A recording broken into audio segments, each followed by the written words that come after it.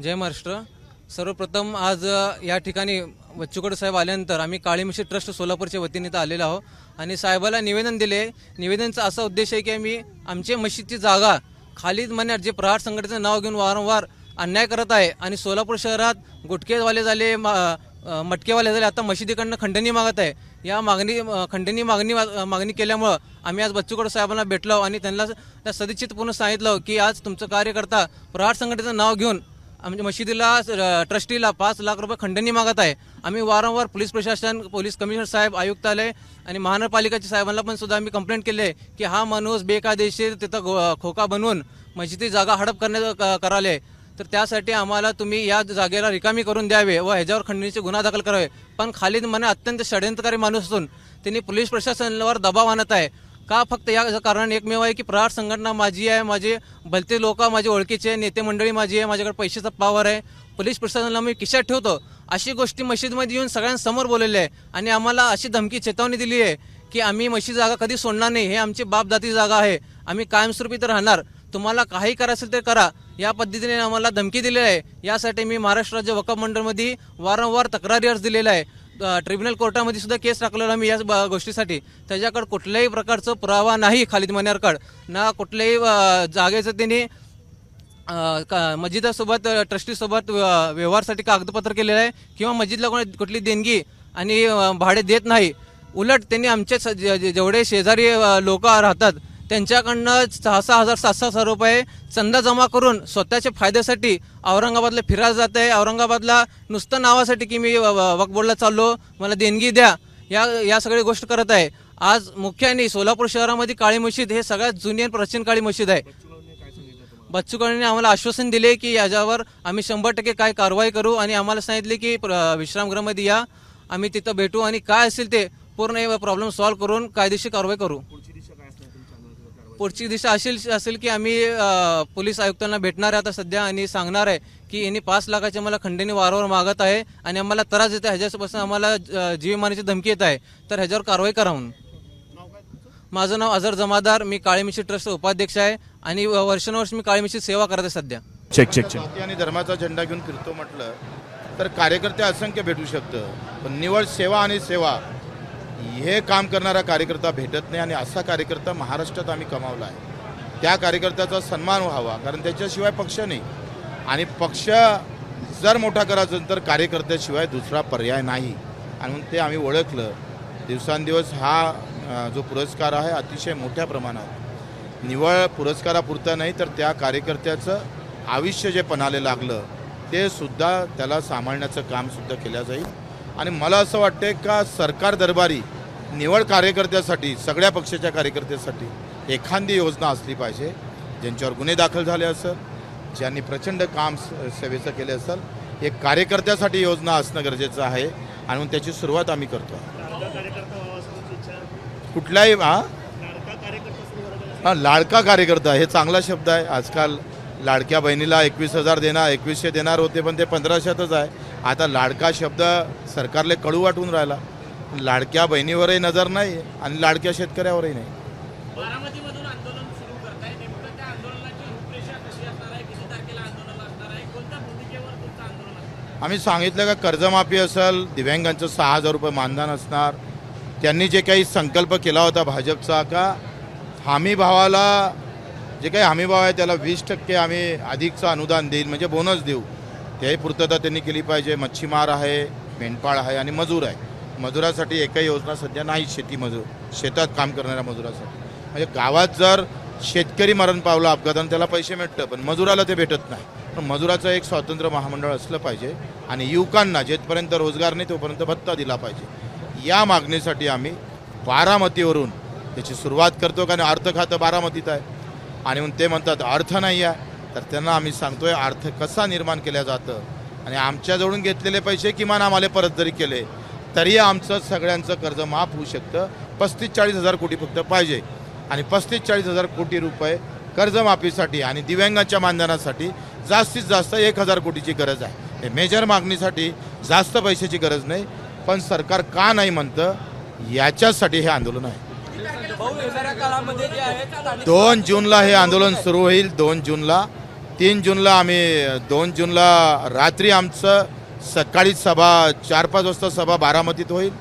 तिथून आम्ही रात्री मुक्काम करणार आहोत अहिल्यादेवी होळकरांच्या गावात.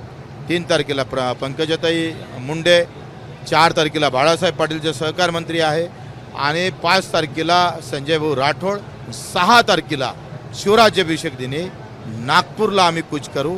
तिथं आमचं मुक्कामी आंदोलन राहील, ते देवेंद्रजी फडणवीस यांच्या घरासमोर. ताट त्यांनी वाजवायला लावलं तर कोरोनात जाण्यासाठी, म्हणून यांना बुद्धी यासाठी आम्ही ताट वाजवणार आहोत. त्यांनी जे बोललं त्याची आठवण व्हावी, कारण ते विसरले. सध्या त्यांनी दिलेला केलेला संकल्प पूर्ण विसरलेला आहे. आणि ते बावनकुळे असं म्हणतात का आम्ही कर्जमाफी आमच्या 5 वर्षात कधीही करू. म्हणजे अशा प्रकारचं सरकारला फसवण्याचं काम, जनतेला फसवण्याचं काम सरकार करत असेल तर वेळ पडली तर गुन्हेसुद्धा आम्ही दाखल करू, कोर्टात जाऊ. भाऊ, येणाऱ्या काळात स्थानिक स्वराज्य संस्थेच्या निवडणूक आहेत, दोन्ही राष्ट्रवादी जे हा? आहे पाकिस्तानला कार्यकर्ते पाठवणार म्हणता तुम्ही. माझं असं मत आहे का आता जर एवढ्या सगळा प्रकार होतं आणि नेहमी पाकिस्तानचा वार सुरू असते, तर त्याच्यासाठी कायमचं दुखणं बंद केलं पाहिजे. जसं इंदिरा गांधीनं बांगलादेश वेगळा काढला तसा पाकिस्तानच भारतात घ्यावा. त्यासाठी जर तुम्हाला सैनिक कमी पडत असेल तर प्रहारचा कार्यकर्ता आणि स्वतः बच्चू कडू तयार आहे. भाऊ, दोन्ही राष्ट्रवादी जे आहेत ते एकत्र येणार असल्याची चर्चा आहे. महार संघटना, तुमची संघटना कशी पाहते याकडे? हे कोणी एकत्र आले तर जनतेचं काय भलं होणार आहे, ते त्यांचं भलं होणार आहे. आणि राष्ट्रवादी कधी अलग होती? मला एक सांगा, पवार साहेब आणि अजितदादा अलग होते असं शक्य आहे का हो? ते एकत्रच होते. आता फक्त ते मीडियावर नव्हते किंवा लोकांसमोर नव्हते, तसे ते एकत्रच होते. आणि यांना एकत्र झालं काय आणि हे समोर आले काय, सामान्य माणसावर काय फरक पडणार आहे? भाऊ, तुमच्याच पक्षाच्या पदाधिकाऱ्यावरती मस्जिदीची जमीन लाटल्याचा जो आरोप आहे अनेक नागरिकांनी केलेला आहे काळ्यामध्ये. मला आता ते काळ्या मशिदीचे जुने लोक आम्हाला भेटले, त्यांनी पण कागदपत्र दाखवले. काही ठिकाणी त्यांनी बेपत्ता लिहिलेला आहे, ते लोक जिवंत आहे, पण त्याच्या रेकॉर्डवर बेपत्ता दाखवले. जे लोक भेटले ते काही चुकीचं सांगत आहे, एकंदरीत प्रथम दर्शनी असं दिसतंय. आणि कोर्टात केस चालू आहे, तिथं त्यांनी लढावं.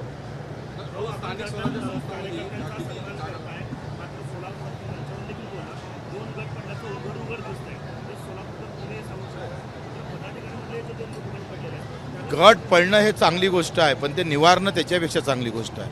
गट पडत नाही असं नाही आहे, तुमच्यातही गट आहे, गट नाही आहे असं नाही आहे, पण ते गट निवारल्या गेले पाहिजे. सामान्य माणसासाठी गट सोडून तो उभा राहायला पाहिजे, आणि ती क्षमता आमच्या कार्यकर्त्यामध्ये आहे. पण गट पडल्याची चिंता नाही, त्यांनी सामान्य माणसाला दूर करू नये एवढीच चिंता आहे. बिलकुल एकत्र होऊन सगळे लढेल, ताकदीनं लढेल. आणि निवडणूक लढणं हा आमचा प्राथमिक स्वभाव नाहीच आहे. आम्हाला सामान्य माणसासाठी लढणं हा ते अजून काही निश्चित नाही आहे. जिथं आमचे कार्यकर्ते निवडून येईल त्या ठिकाणावरून आपण तशा पद्धतीनं जाऊ. आपली कार्यकर्त्याच्या हातात पद लागलं पाहिजे, त्याला काही काम करता आलं पाहिजे. आणि संघटना मजबूत झाली तर लोकांचा आवाज मजबूत होईल, मोठा होईल. हो, तुम्ही स्वतःला दाढीवाला म्हटलं आणि त्या 2 मिनिट दाढीवाला भारी म्हणतात, त्याचं थोडंसं विश्लेषण करा की कसं एक दाढी आणि एक दाढी. नाही, आता मला वाटतं याचं विश्लेषणामध्येच माझ्या सांगण्यातच भरपूर गोष्ट येऊन गेलेल्या आहे. त्याचं वेगळं विश्लेषण करायची गरज नाही. आणि दाढीवाला भारी पडलाच होता, आता हा दाढीवाला भारी पडेल. म्हणजे येणारी स्थानिक स्वराज्य निवडणुकीमध्ये बच्चू कडू इतर पक्षाचे जे छोटे पक्ष आहेत त्यांना एकत्रित करून अमरावती असेल, अकोला असेल या भागात तुमचं वर्चस्व आहे. परंतु आज तर पुऱ्या महाराष्ट्रातच वर्चस्व आहे.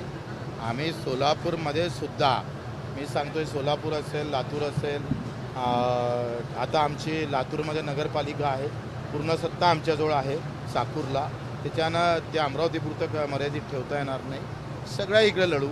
माझं असं म्हणणं आहे का लढण्यापेक्षा कशासाठी लढतात हे फार महत्त्वाचं आहे. आमचं जे लक्ष आहे ते लक्ष खरं तर घेरण्यासाठी आम्ही हे लढाई लढू. इतर पक्षांना सोबत घेऊ ना, जशी वेळ येईल तसं. हो, सकाळी जे आहे संजय राऊत यांनी डोनाल्ड ट्रम्प यांनी पाकिस्तान युद्ध याच्यामध्ये नाव पोचवलं आहे. म्हणजे काय सरपंच नाही आमच्या लोकांमध्ये त्यांनी नाव पोचवलं आहे. नाही, आता हा मोठा खरं तर चिंतेचा विषय आहे. युद्ध पाकिस्तान आणि भारताचं होतं आणि ते अतिरेकीच्या संदर्भात होतं. ते काश्मीरच्या संबंधित नव्हतंच. मुळात अतिरेक्यांनी वार केला त्याच्यावर हा वार झाला आणि म्हणून ते हा विषय ट्रम्प काश्मीरवर घेऊन जात असेल तर आमच्यासाठी विदेशी धोरण जे होतं जेवढे मोदीजी फिरले ते आता खरं तर पैसे वसूल करावं लागेल अशी अवस्था आहे. कारण त्यांनी जेवढे देश फिरले तेवढ्या देशातून एखाद्या देशानं तरी पाठिंबा उघडपणे द्यायला पाहिजे होता. जसं चायनानं चीननं आम्ही पाहतोय पाकिस्तानला उघडपणे पाठिंबा दिला पण आम्हाला एकही देश पाठिंबा देऊ शकला नाही. आमचं विदेशी धोरण यावरून किती फेल आहे हे स्पष्ट दिसतं. मोदीजींना आम्हाला विनंती आहे की फिरा जरूर पण आपले लोक करून घ्या. जसं हिंदुस्थान जिंकला तसं जग जिंकायला पाहिजे होतं पण तसं काही दिसलं नाही. पण पैसा परत केला पाहिजे. एबीपी माझा, उघडा डोळे बघा नीट.